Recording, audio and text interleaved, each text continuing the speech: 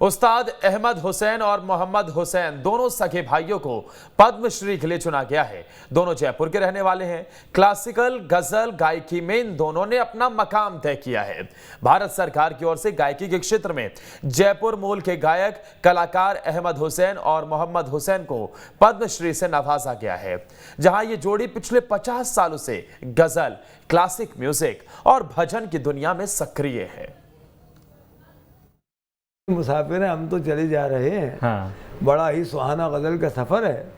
पता पूछते हो तो इतना अच्छा हुई संगीत की तालीम वो मरहूम हमारे वालिद मोहतरम उस्ताद अफजल हुसैन खान साहब ने क्लासिकी मौसीकी से ही कराई थी जी।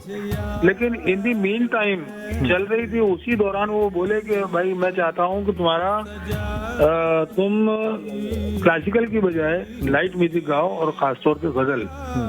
एक जमाना ऐसा आएगा कि तुम्हारा नाम होगा, तुम्हें लोग जानेंगे, तुम्हारा मकाम बनेगा। तो ये उन्हीं की दुआएं हैं। ऐसा उनके जहन में क्यों आया वो तो गॉड नोज, हम नहीं जानते, लेकिन अच्छा ही आया। आज 20 साल से हमने गाना सीखा, 20 साल स्ट्रगल किया, 20 साल से कंटिन्यू चल रहे हैं।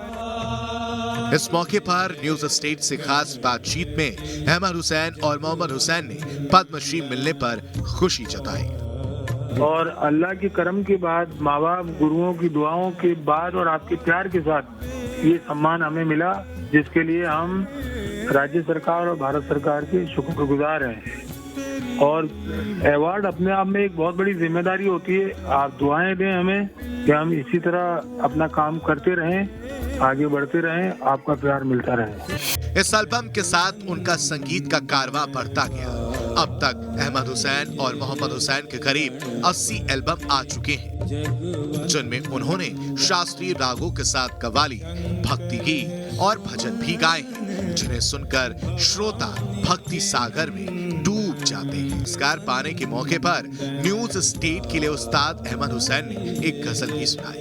तू अभी से वाकिफ गम न हो, अभी तेरा अहद शबाब है। तू अभी से वाकिफ गम न हो, अभी तेरा अहद शबाब है। मेरी चश्म शौक न देख तू, मेरी चश्म शौक न देख तू, के ये आंसू की किताब है। गीत, कव्वाली, गजल, भजन, हर फन में माहिर दोनों भाइयों ने अपनी आवाज से संगीत प्रेमियों का दिल अभी तक जीत रहे हैं। यही वजह है कि इन दोनों को अब तक कई अवार्डों से नवाजा जा चुका है और इस साल भारत सरकार ने दोनों भाइयों को पद्मश्री अवार्ड से नवाजा है। आपके लोकप्रिय channel news state Madhya Pradesh Chhattisgarh की जब शुरुआत हुई तो बतौर गेस्ट अहमद हुसैन और मोहम्मद हुसैन स्टूडियो में आए थे।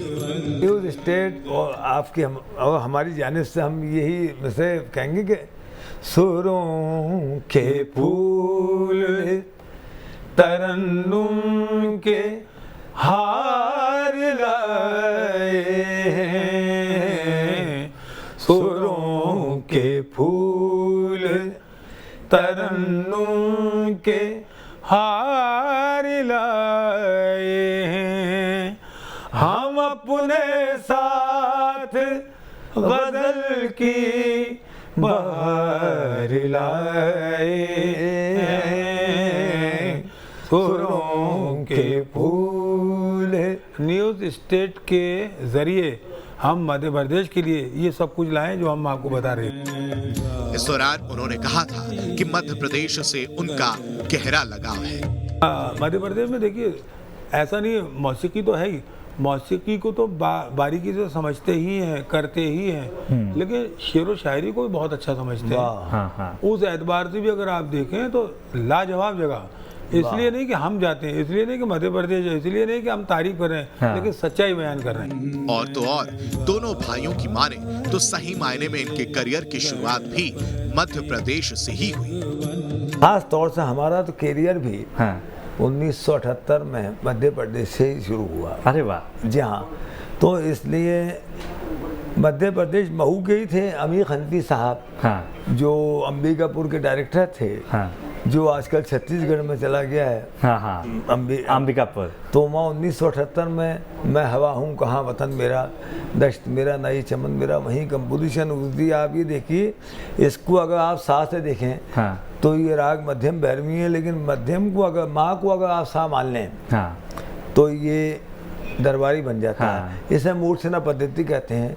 और हारमोनी का, वेस्टर्न हारमोनी का सबसे पहला एक्सपेरिमेंट हमने इसी गज़ल पर किया है, तो यही हमारी पहचान। वतन मेरा मैं हवा हूँ कहाँ, वतन मेरा दश्त मेरा, ये चमन मेरा, मैं हवा हूँ कहाँ, वतन मेरा। दोनों भाइयों का इंदौर और ग्वालियर से खासा रिश्ता रहा है। इसका भी जिक्र अहमद हुसैन और मोहम्मद हुसैन ने किया। के लिए कि हमें जो प्यार मिला है, जो मोहब्बत मिली है, वो हम रातों को उठ के अल्लाह से दुआ करते हैं और शुक्र मनाते हैं कि हम नसीब वाले हैं कि इतना प्यार, इतनी मोहब्बत शायद ही किसी को फनकार को मिली हो या मिलेगी, लेकिन हमें बहुत मिली। इन दोनों गजलकारों ने ये भी बताया था कि मध्य प्रदेश ने संगीत को बहुत कुछ दिया है। सरजमीन मध्य प्रदेश ने ऐसे ऐसे अनमोल रतन दिए हैं।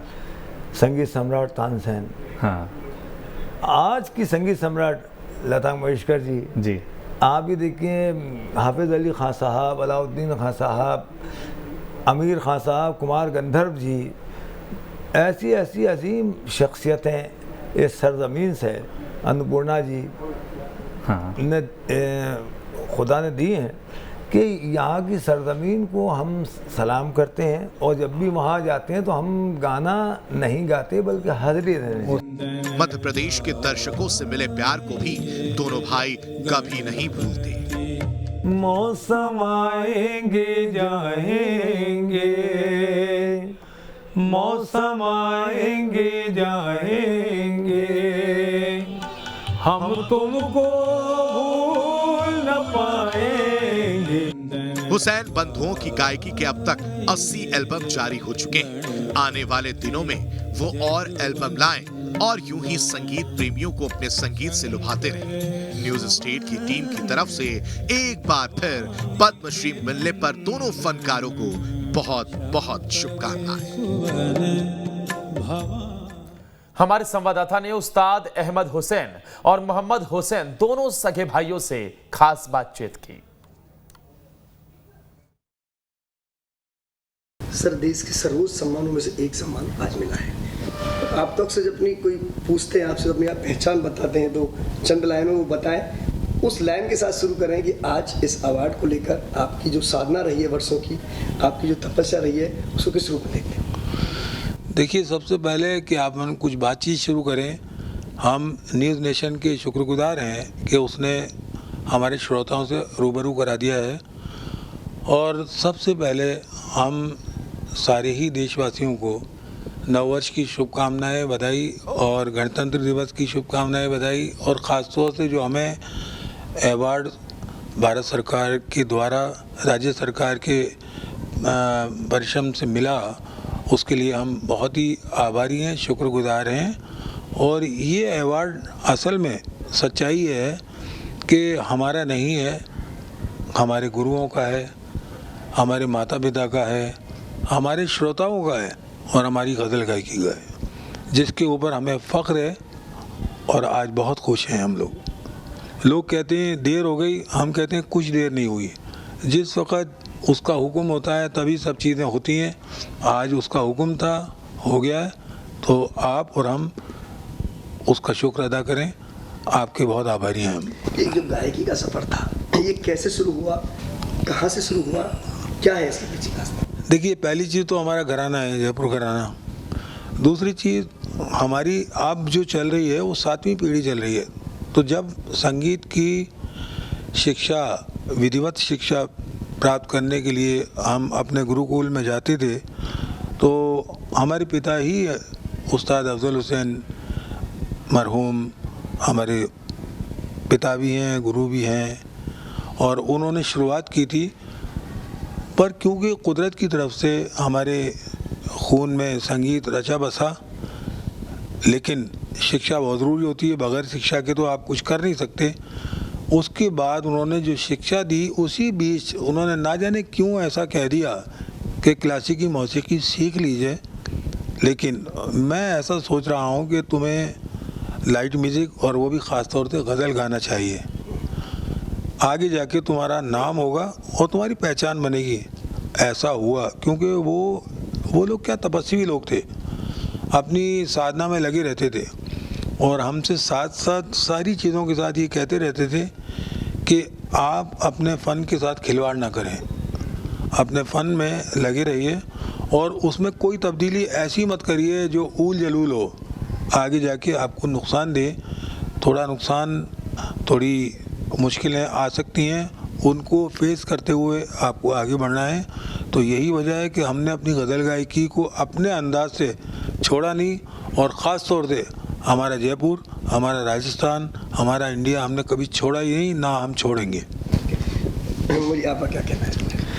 देखिए साहब, सबसे पहले हमारे पिताश्री हमारी माताश्री से यही कहते थे, गुरुकुल में पुत्र बना के मत भेजना, शिष्य बना के। फिर वो हमसे यही कहते थे, मेरे इल्म को अपनाओ, मेरा टोन नहीं अपनाओ, अपनी पहचान खुद होनी चाहिए। एक वो हैं कि जो माहौल में ढल जाते हैं, एक वो हैं कि जो माहौल बदल देते हैं। तो तुम्हें माहौल बदलना है, उसके लिए मेहनत ज़रूरी है। तो एक बच्चा भी जब LKG से अपनी मंजिल तक का सफ़र करता है, तो ऐसे ही आपको रियाज की मंजिलें हैं प्रैक्टिस की। वो गायक को हर प्रोग्राम को पहला प्रोग्राम समझना चाहिए।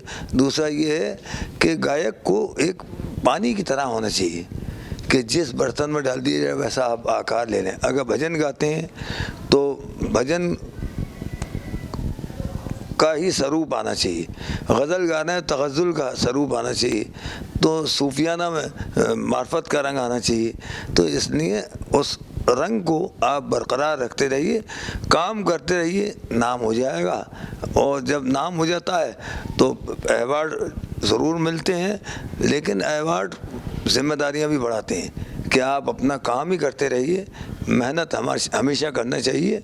तो अब हम शुक्रगुजार हैं कि आज देश का ये सर्वोच्च इनाम हमें घोषणा की गई। उसके अलावा कि मेरा कमाल फ़न तो बस इतना है जिगर, वो मुझ पे छा गया, मैं ज़माने पे छा गया। तो बगैर